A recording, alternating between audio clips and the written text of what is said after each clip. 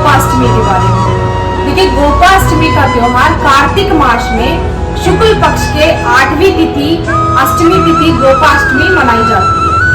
गोपाष्टमी पर गायों की पूजा का विशेष विधान है, बहुत ज्यादा महत्व है। गायों की पूजा करने से हमारे सारे देवी देवता बहुत ज्यादा प्रसन्न होते हैं।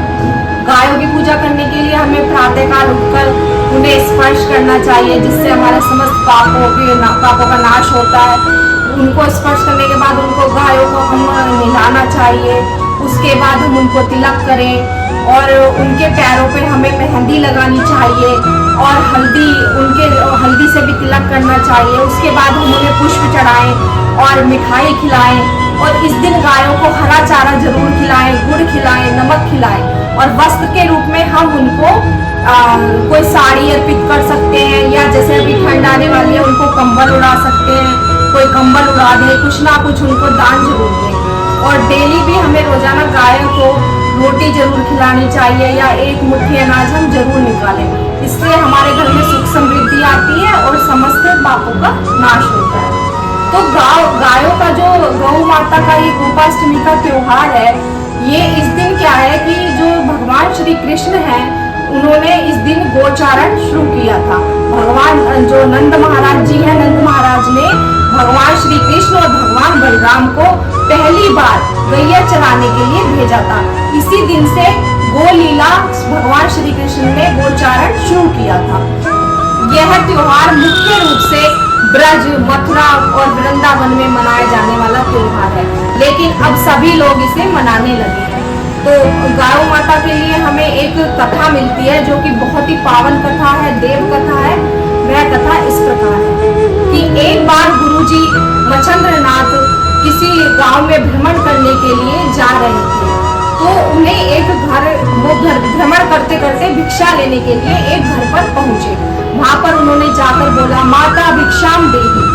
अंदर से, उस घर के अंदर से एक स्त्री निकलकर बाहर आई और उसने गुरुजी मच्छंद्रनाथ को भिक्षा तो डाल दी, लेकिन भिक्षा डालकर वह रोने लगी, बहुत ज्यादा रोने लगी। तो गुरुजी ने रोने का कारण पूछा कि बेटी तुम क्यों रो रही हो?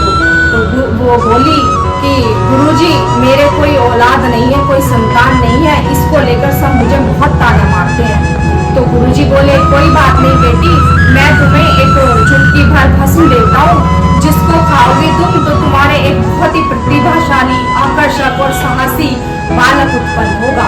तुम्हें पुत्र रत्न की प्राप्ति तुम्हें जरूर होगी। तुम इस भस्म को बस खा लेना। ये कहकर गुरुजी चले गए। उसके बाद उसने अपनी सास और ननद को यह बात बताई। तो उससे क्या हुआ कि उसकी सास ननद बहुत नाराज हो गई और उसको बहुत ज्यादा डांटा, और वो भस्म जो थी उसके हाथ से छीनकर उन्होंने किसी गोबर के, उसमें जहाँ पे गोबर का गड्ढा था, जहाँ पे गायों का गोबर रखा हुआ था, वहां पर उसको फेंक दिया। तो उसके बाद वो फिर बहुत रोने लगी, लेकिन उसकी सास ननद ने उसकी एक न मानी। उसके बाद कभी गुरुजी मच्छंद्रनाथ फिर से पुनः उस गांव में लौटे 12 वर्ष के पश्चात। तो वो फिर वही घर आया। तो गुरुजी ने बोला कि माता भिक्षाम दे। वह स्त्री फिर बाहर निकली उस घर से।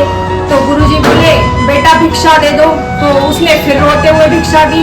तो गुरुजी ने उसे पहचान लिया कि मैंने 12 वर्ष पहले इसको एक वो भस्म दी थी, जिससे इसे पुत्र रत्न की प्राप्ति हुई होगी। तो गुरुजी ने बोला, बेटी मेरा पुत्र कहाँ है? जब मैंने तुम्हें भस्म दी थी, उस भस्म से तुम्हें बहुत ही साहसी पुत्र हुआ होगा, आकर्षक पुत्र हुआ होगा, जो कि बहुत ही निष्ठावान। तो वो बोली, वह फिर से रोने लगी कि गुरुजी वो तो मेरी सास नंद ने छीन ली थी भस्म। तो गुरुजी ने कहा, अब फिर तुमने उसका क्या किया? कि वो तो हमने एक गोबर के गड्ढे पे डाल दी थी। तो गुरुजी ने कहा, चलो तो तुम मुझे वहां पर लेकर चलो। तो वो उनको गुरुजी को वहां पर लेकर गई। तो गुरुजी ने जैसे ही उस गड्ढे को देखकर वो आवाज लगाई, बेटा तुम कहाँ हो? तो वहां से एक आवाज आई। वहां से एक बालक बोला, हाँ जी गुरुजी, मैं यहाँ हूँ। तो गुरुजी ने कहा कि बेटा प्रकट हो। तो वहां से एक बालक प्रकट हुआ। तो उसने वो बालक बोला कि गुरुजी आप मुझे अपने संग लेके चलो और मेरा नाम संस्कार कराओ। तो गुरुजी बोले, बेटा नहीं, तुम्हारा नाम संस्कार तो ये गौ माता कराएंगी। गौ माता की रक्षा से तुम आज तक हो और गौ माता ने तुम्हारी रक्षा की है, इसलिए तुम्हारा नाम गोरखनाथ होगा। तो तभी से बोलिए गोरखनाथ भगवान की जय। गोरखनाथ भगवान शिव का अवतार है। गौ माता ने उनकी रक्षा की उनका नाम गोरक्ष भी है। और इस तरह से गोरखनाथ बाबा की गैया मैया ने रक्षा की। गैया मैया सबकी रक्षा करे। गौ माता की सेवा करने से सभी देवी देवता बहुत प्रसन्न होते हैं। तो गौ माता की जय। हर हर महादेव।